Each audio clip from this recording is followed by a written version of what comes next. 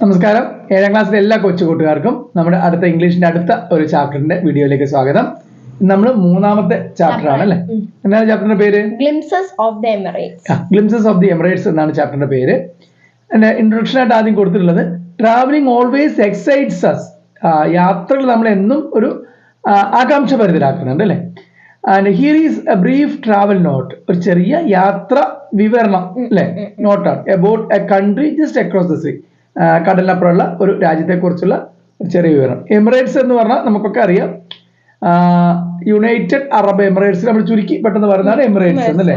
Emirates നമ്മുടെ ഇന്ത്യയിലുള്ള സംസ്ഥാനങ്ങൾ എന്ന് പറയുന്ന പോലെ തന്നെ UAE ഉള്ള 7 എമിറേറ്റുകൾ ചേർന്നിട്ടാണ് യുണൈറ്റഡ് അറബ് എമിറേറ്റ്സ് എന്ന് പറയുന്ന ആ രാജ്യം ഉണ്ടായിട്ടുള്ളത്. നേരത്തെ അത് UAE ഉണ്ടാകുന്നതിനെല്ലാം വേറെ വേറെ ഭരണപ്രദേശങ്ങളായിരുന്നു.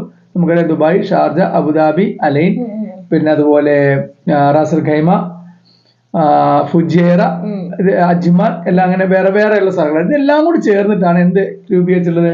യുണൈറ്റഡ് അറബ് എമിറേറ്റ്സ് രൂപീകരിച്ചത്. അപ്പം UAE അല്ലെങ്കിൽ ചുരുക്കി നമ്മൾ എമിറേറ്റ്സ് എന്നും പറയും അല്ലേ? നമുക്കറിയാം എമിറേറ്റ്സ് എയർലൈൻ ഒക്കെ നമ്മൾ കേട്ടിട്ടുണ്ട്. അവരുടെ ഔദ്യോഗിക വിമാന കമ്പനിയാണ് എമിറേറ്റ്സ് എയർലൈൻ ഒക്കെ നമ്മൾ കേട്ടിട്ടുണ്ട്. അപ്പൊ അങ്ങനെയുള്ള എമിറേറ്റ്സിന്റെ ഒരു ഗ്ലിംസ് എന്നാണ് ഗ്ലിംസസ്. ഗ്ലിംസ് എന്ന് പറഞ്ഞു കഴിഞ്ഞാൽ എന്താണ്? ഒരു ചെറിയ കാഴ്ച അല്ലെങ്കിൽ ചെറിയ നോട്ടത്തിനൊക്കെ നമ്മളൊന്ന് നോക്കി ഒരു കാഴ്ച കണ്ടു, അതിനാണ് ഗ്ലിംസ്. അപ്പം ഗ്ലിംസസ് എമിറേറ്റ്സിന്റെ ഒരു ചെറിയ നോട്ടങ്ങൾ, ചെറിയ കാഴ്ചകൾ അല്ലെ? വിശാലമായ കാഴ്ചകൾ, ചെറിയ ചെറിയ കാഴ്ചകൾ എന്നാണ് ഉദ്ദേശിക്കുന്നത്. എന്തുകൊണ്ടാണ് അദ്ദേഹം ഗ്ലിംസസ് എന്ന് തന്നെ പറയാൻ കാരണം എന്നൊക്കെ നമുക്ക് ഈ ചാപ്റ്റർ വായിച്ചു വരുമ്പോൾ മനസ്സിലാവും. നമുക്ക് ആ യാത്രകളൊന്ന് വായിച്ചു നോക്കാം. വളരെ സിമ്പിൾ ആയിട്ടുള്ള വേർഡിങ്സ് ആണ് അതിലുള്ളത്. അധികം ന്യൂ വേർഡ്സ് ഒന്നും വരുന്നില്ല. എന്നാലും ഉള്ളതിന്റെ ഒക്കെ അർത്ഥം നമ്മൾ പറഞ്ഞ നിങ്ങൾ കൂടുതൽ എഴുതിയെടുത്ത് പോവുക, പഠിച്ചു പോവുക കേട്ടോ. ന്യൂ വേർഡ്സ് വരുമ്പോൾ അതിന്റെ സ്പെല്ലിംഗ് കൂടി പറയുന്ന പോലെ തന്നെ സ്പെല്ലിംഗും കൂടി പഠിച്ചു പോവുക. പാഠം പല പ്രാവശ്യം നിങ്ങൾ വായിക്കുക. അപ്പൊ ഇംഗ്ലീഷ് നന്നായിട്ട് വായിക്കാനുള്ള എക്സസൈസ് ആവും, നിങ്ങൾക്ക് നന്നായിട്ട് മനസ്സിലാക്കാൻ സാധിക്കും. ഓക്കെ, നമുക്ക് പാഠത്തിലേക്ക് പോകാം. What would await an accidental tourist in UAE? I wondered as I came out of the airport into the open air. എന്താണ് എവൈറ്റ് എന്ന് പറഞ്ഞാൽ കാത്തിരിക്കുക. എന്താണ് കാത്തിരിക്കുക? What would await? എന്താണ് കാത്തിരിക്കുക? ആക്സിഡന്റൽ ടൂറിസ്റ്റ് ഇൻ UAE അപ്രതീക്ഷിതമായ, ആക്സിഡന്റൽ യാദൃശ്ചികമായിട്ടുള്ള അപ്രതീക്ഷിതമായിട്ടുള്ള, നമ്മൾ അതായത് പ്രീ പ്ലാൻഡ് അല്ലാതെ നമ്മൾ നേരത്തെ പ്ലാൻ ചെയ്ത് UAE പോകാതെ, അതായത് പെട്ടെന്നധികം പ്ലാനിങ് ഒന്നും ഇല്ലാതെ UAE എത്തിയിട്ടുള്ള ഒരു ടൂറിസ്റ്റിനെ സംബന്ധിച്ചോളം, സഞ്ചാരി സംബന്ധിച്ചോളം എന്തായിരിക്കും കാത്തിരിക്കുന്നുണ്ടാവുക? ഐ വണ്ടേർഡ്, ഞാൻ അത്ഭുതപ്പെട്ടു. As I came out of the airport in the open air. എയർപോർട്ടിൽ നിന്നും വായുവിലേക്ക് പുറത്തേക്ക് ഇറങ്ങി ഞാൻ നോക്കിയപ്പോൾ ഞാൻ ഒരുപാട് അത്ഭുതപ്പെട്ടു എന്നാണ് പറഞ്ഞത്. Yes, I was an accidental tourist. I had been to Oman to stay with my niece. Yes, ശരിയാണ്. എന്താണ്? ഞാനൊരു ആക്സിഡന്റൽ ടൂറിസ്റ്റ് ആണ്, അപ്രതീക്ഷിതമായിട്ട് വന്ന ഒരു ടൂറിസ്റ്റ് ആണ്. ഞാൻ എവിടെയായിരുന്നു? I had been to Oman. ഞാൻ ഒമാനിലായിരുന്നു. എപ്പോ? എന്തിന്? To stay with my niece. നീസിന്റെ കൂടെ താമസിക്കാൻ. നീസ് എന്ന് പറഞ്ഞാൽ എന്താണ്? ബ്രദറിന്റെയോ സിസ്റ്ററിന്റെയോ മകളാണ് നീസ്. അപ്പൊ നിങ്ങൾ എഴുതാ. അതിന് കൂടുതൽ നിങ്ങൾക്ക് അറിയില്ലെങ്കിൽ പഠിക്കേണ്ട വാക്കാണ് നെഫ്യൂ. നെഫ്യൂ എന്ന് പറഞ്ഞു കഴിഞ്ഞാൽ മകനാണ് അല്ലെ? അതായത് സഹോദരന്റെ സഹോദരിയുടെ മകൻ എന്ന് പറയും നെഫ്യൂ. ഇവിടെ നീസിന്റെ കൂടെ താമസിക്കാൻ പോയതായിരുന്നു. പിന്നെ I had just squeezed in 2 days on my way back home. ഞാൻ എന്റെ തിരിച്ചുള്ള യാത്രയിലേക്ക് 2 ദിവസം സ്ക്യൂസ് ചെയ്തു. സ്ക്യൂസ് ചെയ്യുക എന്ന് പറഞ്ഞു കഴിഞ്ഞാൽ, സ്ക്യൂസ് എന്ന് പറഞ്ഞാൽ ശരിക്കും വേർഡിന്റെ അർത്ഥം നമ്മൾ നാരങ്ങൊക്കെ പിഴിയുക, ഞെക്കി പിഴിയുക, അതാണ് സ്ക്യൂസ് എന്ന് പറഞ്ഞ വേർഡിന്റെ അർത്ഥം. ഇവിടെ സ്ക്യൂസ് ചെയ്ത് ഞാൻ എന്റെ പിന്നെ എന്താണ് 2 ദിവസത്തേക്ക് ഞാൻ ചുരുക്കി. 2 ദിവസത്തേക്ക് 2 ദിവസം കൊണ്ട് ഞാൻ ചെറിയ യാത്ര അല്ലേ, കുറച്ച് സമയം, വളരെ കുറച്ച് സമയം, എനിക്ക് ഒരുപാട് വിശാലമായിട്ടുള്ള സമയം കിട്ടിയില്ല, കുറച്ച് സമയം കൊണ്ട് ഞാൻ കുറച്ച് സമയത്തിൽ ഒതുക്കി എന്നൊക്കെയുള്ള അർത്ഥമാണ് പറയുന്നത്. 2 ദിവസത്തേക്ക് ഒതുക്കി. Okay. But 2 days were enough to give me an eyeful and plenty of food for thought. പക്ഷെ 2 ദിവസം എനിക്ക് ഇനഫ്, ധാരാളമായിരുന്നു. എന്തിന്? ആവശ്യമുണ്ടായിരുന്നു. എന്തിന്? ഇനഫ് ആണ് ആവശ്യം അല്ലേ? ഗിവ് മീ അൻ ഐഫുൾ, കണ്ണ് നിറയെ, ആൻഡ് പ്ലെന്റി, ധാരാളം, ഫുഡ് ഫോർ തോട്ട്, ചിന്തകൾക്കുള്ള ഫുഡ്, ചിന്തകൾക്കുള്ള ഭക്ഷണം. എനിക്ക് ചിന്തിക്കാനുള്ള ഒരുപാട് കാര്യങ്ങൾ കിട്ടാൻ മാത്രം ആവശ്യമുണ്ടായിരുന്നു 2 ദിവസം. ഓക്കെ.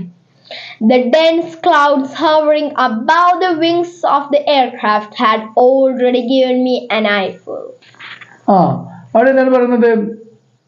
Dense cloud. ഡെൻസ് എന്ന് പറഞ്ഞാൽ നല്ല കട്ടി കൂടിയ, തിങ്ങി നിറഞ്ഞ മേഘങ്ങൾ. ഹോവറിങ് എന്ന് പറഞ്ഞാൽ ചുറ്റിത്തിരിയുക, കറങ്ങി നടക്കുക, ചുറ്റിത്തിരിഞ്ഞ് നടക്കുക. എവിടെ? above the wings of the aircraft. Wings of the aircraft. എയർക്രാഫ്റ്റിന്റെ വിമാനത്തിന്റെ മുകളിൽ നമ്മൾ വിമാനത്തിൽ വരുമ്പോൾ പോയിട്ടുള്ളവർക്കറിയാം മുകളിൽ ഇങ്ങനെ മേഘങ്ങളെ കാണാൻ പറ്റും. മേഘങ്ങൾ കറങ്ങി നടക്കുകയായിരുന്നു. എവിടെ? Already given me an eyeful. കണ്ണിറെ കാഴ്ചകൾ തന്നു. And the desert which seemed to stretch endlessly was a spectacle too. And desert എന്ന് പറഞ്ഞാൽ മരുഭൂമി. which seemed എങ്ങനെ തോന്നിച്ചു? to stretch വലിച്ചു നീട്ടി നീണ്ടു നിവർന്ന് കിടക്കുന്നത്. endlessly അവസാനമില്ലാതെ മരുഭൂമികൾ അങ്ങനെ കിടക്കുകയാണ്. was a spectacle to. അത് നല്ല ഒരു കാഴ്ച. നല്ല ഒരു കാഴ്ചക്കാണ് നമ്മൾ സ്പെക്ടക്കിൾ എന്ന് പറയാ. അപ്പം ഈ രണ്ട് കാര്യങ്ങളും നല്ല കാഴ്ചകളായിരുന്നു. എന്തൊക്കെയായിരുന്നു? ഒന്ന് ഡെൻസ് ക്ലൗഡ്സ്, തിങ്ങി നിറഞ്ഞ മേഘങ്ങൾ. എവിടെ? Hovering above the wings of the aircraft. എയർക്രാഫ്റ്റിന്റെ മുകളിൽ കറങ്ങി നടന്നിരുന്ന മേഘങ്ങളും പിന്നെ അവസാനമില്ലാതെ നീണ്ടു കിടക്കുന്ന ഡെസേർട്ടുമാണ് രണ്ട് നല്ല സ്പെക്ടക്കിൾ, നല്ല കാഴ്ചകൾ എനിക്ക് സമ്മാനിച്ചത്. നെക്സ്റ്റ് പാരഗ്രാഫ് വായിച്ചോളൂ. The long drive in my friend Ashok's car from Ras Al Khaimah to Abu Dhabi was a memorable experience. Memorable, ഓർമ്മയിൽ നിൽക്കുന്ന ഒരു എക്സ്പീരിയൻസ്, അനുഭവമായിരുന്നു. എന്ത്? ദ ലോങ് ഡ്രൈവ്, നീണ്ട യാത്ര. ഇൻ മൈ ഫ്രണ്ട്സ് അശോകന്റെ കാറിൽ. എവിടെ നിന്ന് എങ്ങോട്ട്? റാസൽ ഖൈമയിൽ നിന്നും അബുദാബിയിലേക്ക്. യുഎയിലെ റാസൽ ഖൈമയിൽ നിന്നും അബുദാബിയിലേക്കുള്ള ഒരു ലോങ് ജേർണിയാണ്, ഒരുപാട് ദൂരമുള്ള ഒരു യാത്രയാണ്. അതൊരു മെമ്മറബിൾ, ഓർമ്മയിൽ നിൽക്കുന്ന എക്സ്പീരിയൻസ് ആയിരുന്നു. We never got tired of stopping and venturing out into the beach. We never got, ഞങ്ങൾ ഒരിക്കലും ടയേർഡ് ആയില്ല. ഓഫ് സ്റ്റോപ്പിംഗ്, അവിടെ നിർത്തിയിട്ട് and venturing out into the beach. Venturing എന്ന് പറഞ്ഞാൽ ശരിക്കും വേണ്ട അർത്ഥം സംരംഭം, അല്ലെങ്കിൽ എന്തെങ്കിലും പുതിയ കാര്യം ചെയ്യുക. ഇവിടെ നമുക്ക് യാത്ര തുടരുക എന്നുള്ള അർത്ഥം പറയാം. അല്ലെങ്കിൽ ഞങ്ങൾ ആ ബീച്ചിലേക്ക് ഇറങ്ങി പുറപ്പെട്ടെന്നൊക്കെ നമ്മൾ പറയില്ല, എന്തൊക്കെ കാലത്ത് ഇറങ്ങി പുറപ്പെടുക. ഞങ്ങൾ എപ്പോഴും വണ്ടി നിർത്തി ബീച്ചിലേക്ക് ഇറങ്ങി പുറപ്പെട്ടു. ബീച്ചിലേക്ക് പോയതൊന്നും ഞങ്ങൾക്ക് ഒരിക്കലും എന്ത് ചെയ്ത ടയേർഡ് ആയിരുന്നില്ല. എന്നാലും നമ്മൾ ആ പിന്നെ ഇവര് അവിടെ കാഴ്ചകളാണ് പറഞ്ഞല്ലേ. റാസൽ ഖൈമയിൽ നിന്ന് അബുദാബിക്ക് പോയി അവിടെയൊക്കെ കണ്ട് ചുറ്റും കടലാണ് അല്ലേ. അപ്പൊ എല്ലാ ഭാഗത്തും കടലാണ്. അപ്പൊ എല്ലായിടത്തും ധാരാളം ബീച്ചുകളുണ്ട്. പല പല ബീച്ചുകളിലൊക്കെ ഇറങ്ങി ഞങ്ങൾ പോയതൊന്നും ഞങ്ങൾക്ക് ഒരിക്കലും ടയേർഡ് ആയില്ല എന്നാണ് പറഞ്ഞത്. The sea had the same serene appearance everywhere. കടൽ എല്ലായിടത്തും സെയിം, ഒരേപോലെ സെറീൻ എക്സ്പീരിയൻസ്, വളരെ ശാന്തമായിട്ടുള്ള, വലിയ ഒരു ഒച്ചപ്പാടും ബഹളവും അല്ലെങ്കിൽ ഒരു എന്താ പറയാ ഒരു കാം എന്നൊക്കെ പറയാം, കാം അല്ലെങ്കിൽ പീസ്ഫുൾ ആയിട്ടുള്ള കടലായിരുന്നു. നമ്മൾ UAE പറിച്ച് അല്ലെങ്കിൽ ഗൾഫ് രാജ്യങ്ങളൊക്കെ നമുക്ക് കണ്ടറിയാം, അവിടെ ഉൾക്കടലുകളാണ് ശരിക്കും. നമ്മുടെ നാട്ടിലെ കടലിൽ പോകുന്ന വലിയ ശക്തമായ തിരയൊന്നുമില്ല. കടൽ വളരെ ശാന്തമായ പീസ്ഫുൾ ആയിട്ടുള്ള കടലാണ്. അത് സിറിൻ എന്നുള്ള അർത്ഥം അപ്പിയറൻസ് ആയിരുന്നു, കാഴ്ചയായിരുന്നു എല്ലായിടത്തും. One feels a kind of heavenly bliss at these quiet beaches. ഈ ശാന്തമായ പിന്നെ ബീച്ച് കടൽ തീരം അല്ലേ. കടൽ തീരത്ത് എന്ത് ചെയ്യുന്നു കേൾക്കുമ്പോൾ ഹെവൻലി എന്താന്ന് പറഞ്ഞാൽ നമ്മുടെ സ്വർഗതുല്യമായ ഒരു അനുഭവമായിരുന്നു നമുക്ക് അവിടെ എല്ലായിടത്തും ഉണ്ടായിരുന്നത്. നെക്സ്റ്റ് പേജിലേക്ക് പോവാം. At Suhail in Abu Dhabi, I caught sight of something unexpected. It was the entrance to the Noor Abu Dhabi solar power plant. എവിടെയാണ്? അബുദാബിയിലെ സ്വൈഹാൻ എന്ന് പറയുന്ന സ്ഥലത്ത് ഐ കോട്ട് സൈഡ് എനിക്ക് കാഴ്ച കിട്ടി. എന്തിന്റെ? സംതിങ് അൺഎക്സ്പെക്ടഡ്, പ്രതീക്ഷിക്കാത്ത ഒരു കാഴ്ച കണ്ടു. എന്തായിരുന്നു? It was entrance to the Noor Abu Dhabi solar power plant. Noor Abu Dhabi എന്ന പേരുള്ള സോളാർ പവർ പ്ലാന്റ് എന്ന് പറഞ്ഞാൽ സൗരോർജ നിലയം, സൗരോർജ വൈദ്യുത നിലയം അല്ലെ, സൗരോർജം കൊണ്ട് കറണ്ട് ഉൽപ്പാദിപ്പിക്കുന്ന നിലയമാണ്. അതിന്റെ ഒരു കാഴ്ച, അതിന്റെ എൻട്രൻസ് ആണ് ഞാൻ കണ്ടിട്ടുള്ളൂ. എന്താ കാരണം? വായിക്കൂ. It is the largest single-site solar power plant in the world, producing a stupendous 1.2 gigawatts of power. അവിടെ ലോകത്തിലെ തന്നെ ഏറ്റവും വലിയ സിംഗിൾ സൈറ്റ്, ഒരേ സ്ഥലത്തുള്ള ഏറ്റവും വലിയ സോളാർ പവർ പ്ലാന്റ് ആണ് ഇത് നൂർ അബുദാബി സോളാർ പവർ പ്ലാന്റ്.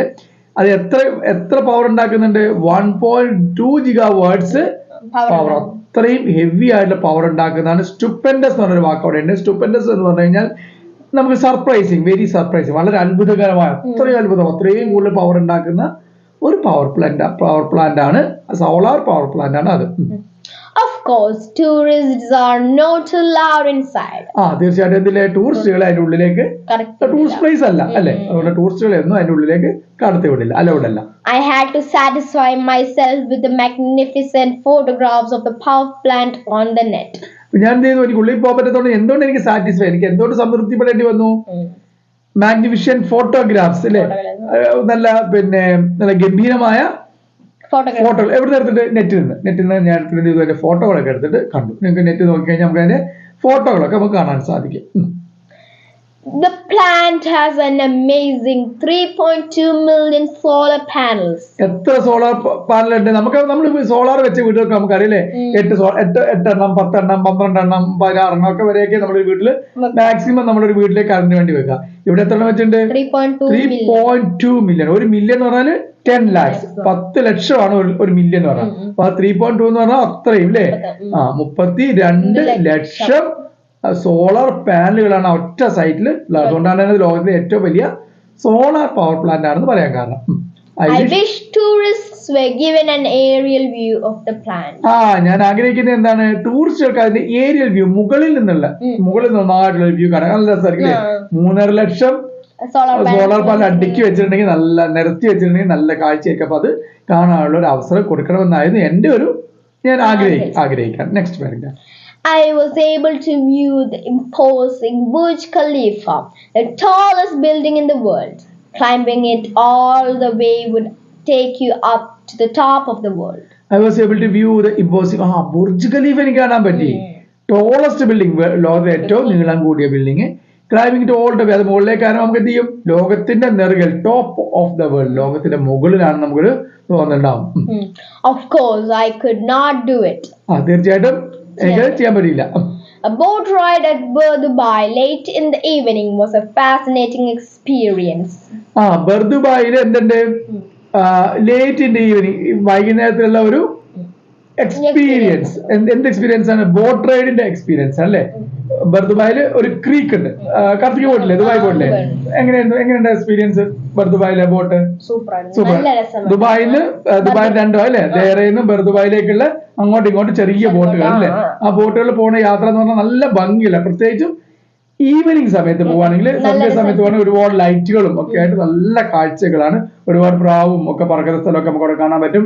നല്ല വൃത്തി നീറ്റായിട്ടും ഒക്കെ ധാരാളം ബോട്ടുകൾ പോയിക്കൊണ്ടിരിക്കുന്നത്. 10 ബോട്ട് യാത്രയെ കുറിച്ചാണ് അവിടെ ടൂറിസ്റ്റുകളൊക്കെ എല്ലാ രാജ്യത്തു നിന്നും വരുന്ന ടൂറിസ്റ്റുകൾ നിർബന്ധമായിട്ട് ചെയ്യുന്ന, സ്ഥിരമായിട്ട് ചെയ്യുന്ന വളരെ ആസ്വദിച്ച് ചെയ്യുന്ന ഒരു യാത്രയാണ് അവിടുത്തെ ചെറിയ ബോട്ടിലുള്ള യാത്ര. അപ്പൊ ആ യാത്രയെ കുറിച്ചാണ് അദ്ദേഹം അവിടെ പറഞ്ഞിട്ടുള്ളത്. Boat road at Bur Dubai late in the evening, fascinating ഭയങ്കര ആകർഷകമായ അല്ലെ, എക്സ്ട്രീംലി ഇൻട്രസ്റ്റിംഗ് അല്ലെ, ആകർഷകമായ ഒരു യാത്രയായിരുന്നു, എക്സ്പീരിയൻസ് ആയിരുന്നു. The dazzling lights and their reflections on the creek give you a feeling of being out of the world. Dazzling light, തിളങ്ങുന്ന ലൈറ്റുകൾ, and their reflection on the creek. അതിന്റെ റിഫ്ലക്ഷൻ കിടക്കണം വെള്ളത്തിൽ, അങ്ങനെ ക്രീക്കിൽ കാണാൻ പറ്റും. ക്രീക്ക് എന്ന് പറഞ്ഞാൽ അറിയാലോ, നമ്മുടെ കപ്പൽ ചാല്, അതായത് നമ്മള് കടലിലേക്ക് ഒഴുകുന്ന ഒരു ചാല്, ബോട്ട് പോകാനൊക്കെ ഉണ്ടാക്കുന്ന അതിനാണ് ക്രീക്ക് എന്ന് പറയാം. അപ്പൊ ക്രീക്കിൽ നിന്ന് give you A feeling of being out of the, നമ്മൾ ലോകത്തിന്റെ പുറത്താണെന്നുള്ള തോന്നൽ പോലെ നമുക്ക് തോന്നിപ്പോകും. It was only matched by ride on the metro from Al Nahda to Stadium. Watching the landscape from a train is always entertaining. But here was a landscape totally different from anything I had ever seen. നമ്മളിപ്പോ ബോട്ടിൽ പോയ യാത്രയാക്കി എന്തുമായിട്ട് മാത്രം അത്രയും നല്ല കാഴ്ച, അത്രയും നന്നായിട്ട് match ചെയ്യാൻ പറ്റിയ മറ്റൊരു കാഴ്ച എന്താണ്? അൽനാദയെന്ന് സ്റ്റേഡിയം. അൽനാദ സ്റ്റേഡിയം എന്താണ്? 2 പോയിന്റ്, മെട്രോയുടെ 2 പോയിന്റുകൾ അല്ലെ. മെട്രോയിൽ യാത്ര ചെയ്യുമ്പോൾ, ദുബായിൽ മെട്രോയിൽ യാത്ര ചെയ്യുമ്പോൾ നമുക്കറിയാം കുറെയൊക്കെ ഭൂമിയുടെ അടിയിൽ കൂടിയും കുറെ നമുക്ക് കാണാൻ പറ്റുന്ന സ്ഥലം. പക്ഷെ കാണാൻ പറ്റുന്ന നല്ല ഹൈറ്റുള്ള 2 സ്ഥലങ്ങളാണ് എന്ത്, അൽനാദ സ്റ്റേഷനും സ്റ്റേഡിയം സ്റ്റേഷനും. ഇതിന്റെ പ്രത്യേകിച്ച് ആ സ്ഥലത്തോടെ പോകുമ്പോൾ നമുക്ക് സൈഡിൽ എന്ത് ചെയ്യാം, ലാൻഡ്സ്കേപ്പ്, ഭൂപ്രകൃതി നല്ല വിശാലമായിട്ട് നല്ല ഭംഗിയായിട്ട് കാണാൻ പറ്റും. Watching the landscape from the train is always entertain. നിങ്ങൾക്കറിയാം, നിങ്ങളൊക്കെ ട്രെയിൻ യാത്ര ഉണ്ടാവും. ട്രെയിൻ യാത്ര നമുക്ക് സ്ഥലം ഇങ്ങനെ കാണാൻ നല്ല ഭംഗിയാണ്. പക്ഷേ ഇദ്ദേഹം പറഞ്ഞ here was A landscape totally different, വളരെയധികം വ്യത്യസ്തമാണ് from anything I have ever seen. ഞാൻ എന്നും എന്തൊക്കെ കണ്ടിട്ടുണ്ടോ യാത്ര ചെയ്യുമ്പോൾ, ലാൻഡ്സ്കേപ്പ്, ഭൂപ്രകൃതി കണ്ടിട്ടുണ്ടോ, അതിനേക്കാളൊക്കെ ഡിഫറെന്റ് ആയിട്ട് വളരെ ഭംഗിയുള്ള ഒരു ലാൻഡ്സ്കേപ്പാണ് എനിക്കിവിടെ ഈ 2 അൽനാദ സ്റ്റേഷനെയും സ്റ്റേഡിയം സ്റ്റേഷന്റെ ഇടയിൽ എനിക്ക് കാണാൻ സാധിച്ചത്. Next paragraph. But nothing matched the Lower Abu Dhabi Museum. Lower Abu Dhabi museum. അബുദാബിയിൽ ലോവർ മ്യൂസിയം ഉണ്ട് അല്ലെ. ലൂവർ മ്യൂസിയത്തിന്റെ ഒന്നുമായിട്ട് എനിക്കത് മാച്ച് ചെയ്യാൻ പറ്റില്ല, അത്രയും നല്ല കാഴ്ചകൾ. എന്താണ് പറയുന്നത്? A marvel by any standards. It houses some of the world's most fascinating archaeological remains, paintings, sculptures, and other artifacts. അവിടെ എന്തൊക്കെയുണ്ട്? എ മാർവൽ, മാർവൽ എന്ന് പറഞ്ഞാൽ അത്ഭുതം, നമ്മൾ പഠിച്ചിട്ടില്ലേ?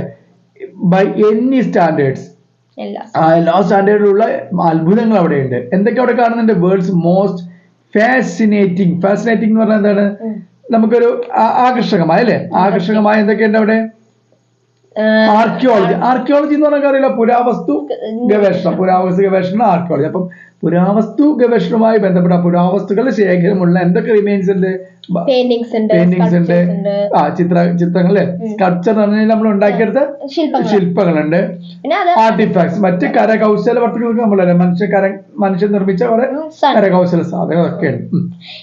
It carries the name of the famous Louvre Museum in France on an agreement. അവിടെ എന്തുണ്ട്? എന്താണ് അവിടെ? അതിന്റെ പേരെങ്ങനെ വന്നിട്ടുള്ള? ലൂവർ മ്യൂസിയം ശരിക്കും എവിടെയാണ്? ഫ്രാൻസ് ആണ്. അതിന്റെ ഒരു അഗ്രിമെന്റിൽ അവരുടെ പേരാണ് ഇവിടെ യൂസ് ചെയ്തിട്ടുള്ളത്. It has also rented more than 300 pieces from the Louvre for display. Louvre മ്യൂസിയത്തിൽ നിന്നുള്ള 300 കൂടുതൽ സാധനങ്ങൾ എന്ത് ചെയ്ത് അവരൊരു കോൺട്രാക്റ്റിൽ കൊണ്ടുവന്ന് ഇവിടെ കാണിക്കുന്നുണ്ട്. അവിടെയുള്ള ഫ്രാൻസിലെ ഏറ്റവും ഫേമസ് മ്യൂസിയം ലൂവർ മ്യൂസിയം. അവിടെയുള്ള സാധനങ്ങൾ ഇവിടെ കൊണ്ടുവന്നിട്ട് പ്രദർശിപ്പിക്കുന്നുണ്ട്. I thought it terribly unlucky of me to have spent only half a day in the museum. Terribly, ഞാൻ വളരെയധികം എന്താണ്, എനിക്കൊരു അൺലക്കി, ഞാനൊരു ഭയങ്കരമായിട്ട് ഭാഗ്യമില്ല എന്ന് ഞാൻ കരുതാണ്. എന്താ കാരണം?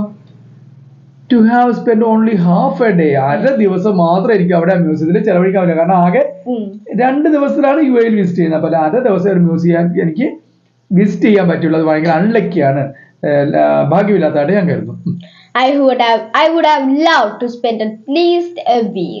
ഞാൻ ഇഷ്ടപ്പെട്ടായിരുന്നു. എങ്ങനെ? ഒരാഴ്ചയെങ്കിലും എനിക്ക് അവിടെ താമസിക്കാൻ പറ്റുമായിരുന്നെങ്കിൽ എന്ന് ഞാൻ വിചാരിച്ചു. എനിക്ക് ഇഷ്ടപ്പെടും. On boarding the flight to Calicut, I wished I had more time to visit like this. At least 2 weeks. Another time I might get a chance again. You never know. On boarding the flight to Calicut, ഞാൻ കാലിക്കറ്റിലേക്കുള്ള കോഴിക്കോടേക്കുള്ള flight board ചെയ്ത ബൈക്കിൽ കയറിയപ്പോൾ എന്താണ്? I wished, ഞാൻ എന്താ ആഗ്രഹിച്ച? I had more time for A visit. ആയിരിക്കും അടുത്ത പ്രാവശ്യം കൂടുതൽ സമയം ഇതുപോലെ എനിക്ക് വിസിറ്റ് ചെയ്യണം. 2 ദിവസം എനിക്ക് മതിയായില്ല. At least 2 weeks. മിനിമം എത്ര വേണം?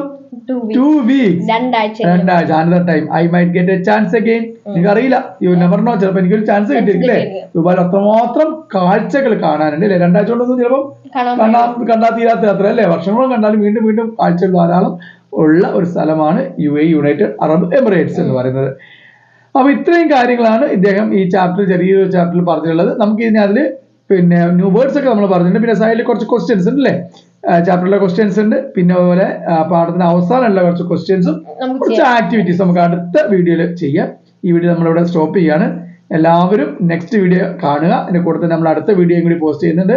ആക്ടിവിറ്റീസും അതിന്റെ ക്വസ്റ്റ്യൻ ആൻസറും കംപ്ലീറ്റ് അവിടെ പറയുന്നുണ്ട്. നിങ്ങൾ ചാനൽ ലൈക്ക് ചെയ്യുക, സബ്സ്ക്രൈബ് ചെയ്യാത്തവർ സബ്സ്ക്രൈബ് ചെയ്യുക. നിങ്ങളുടെ 7ാം ക്ലാസ്സിലെ എല്ലാ കൂട്ടുകാർക്കും ഇതിന്റെ ലിങ്ക് വന്നിട്ട് ഷെയർ ചെയ്ത് കൊടുക്കുക. ഓക്കെ, നന്നായിട്ട് പഠിക്കുക. Thank you. ബൈ.